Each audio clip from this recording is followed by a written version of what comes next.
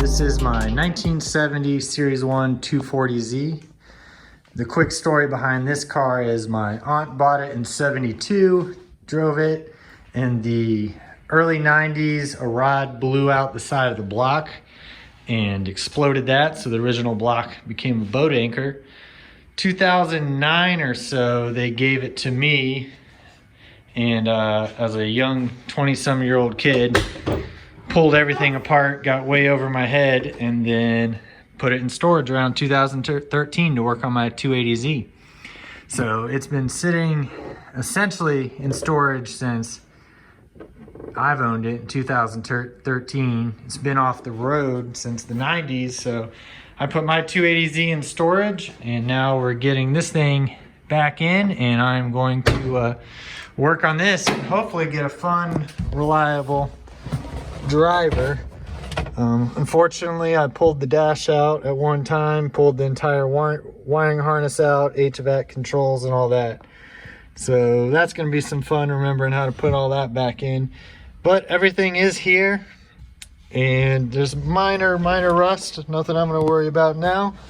But this will be a fun project, and hopefully in the next few months we'll have a driver. The drivetrain for this car is all out of a 280. We just put it in last week.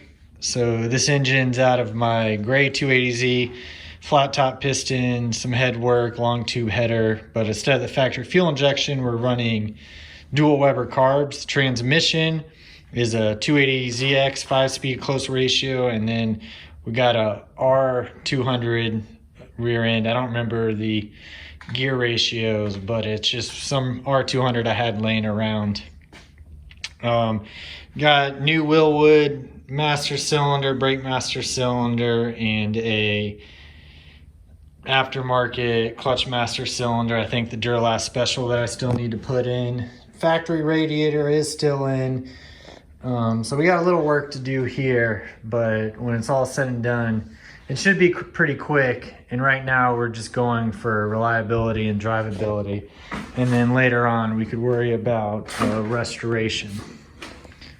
But right now the paint isn't too bad. It was originally green, and at some point, I think in the 90s, my dad repainted this, and it's holding up pretty well. So like I said, we're not too worried about looks.